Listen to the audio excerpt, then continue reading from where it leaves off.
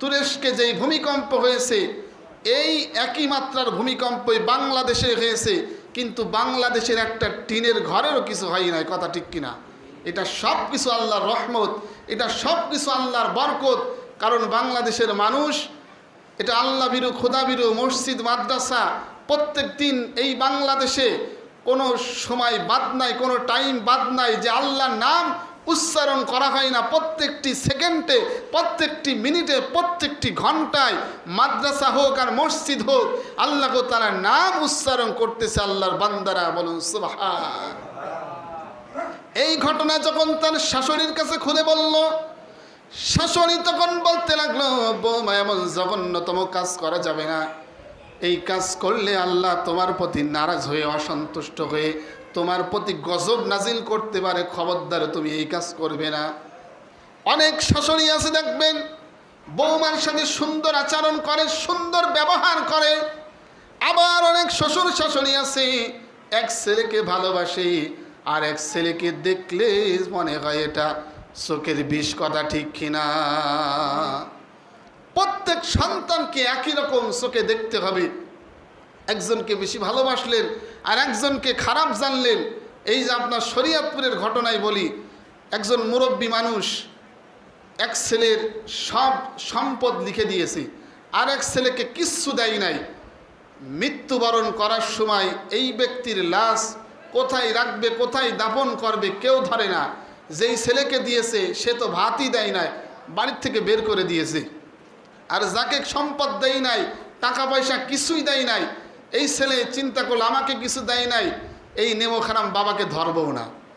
মৃত্যুর সময় এই ব্যক্তির এত কষ্ট হয়েছে, দুনিয়াতে বাঁচাকালীন এত কষ্ট হয়েছে, এই ব্যক্তির কবরটা কোথায় দেবে খুঁজে পাইতেছে না।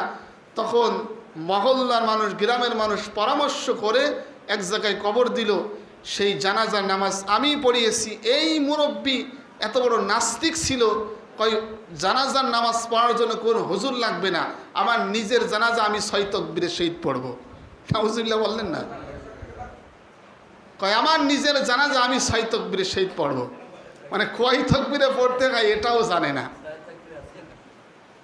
এই জন্য চোখ একরকম করতে হবে। এক চোখে মেয়েকে ভালোবাসলেন, ছেলেকে ভালোবাসলেন না, আবার ছেলেকে ভালোবাসলেন, মেয়েকে ভালোবাসলেন না, উভয়কে একই রকম মহাব্বত করতে হবে, একই রকমভাবে ভালোবাসতে হবে।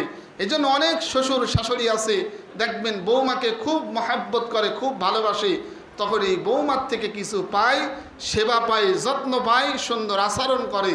আবার অনেক শ্বশুর শাশুড়ি আছে দেখবেন বৌমাকে সুন্দর ব্যবহার করে না, ভালো বাসা দেয় না, সুন্দর কথা বলে না, বৌমার সাথে সব সময় সতীনের মতো লেগে থাকে। কথা ঠিক কিনা? তাহলে এই বৌমার থেকে কি আশা করবে, কি ভরসা পাবে, তার থেকে কি কাজ পাবে?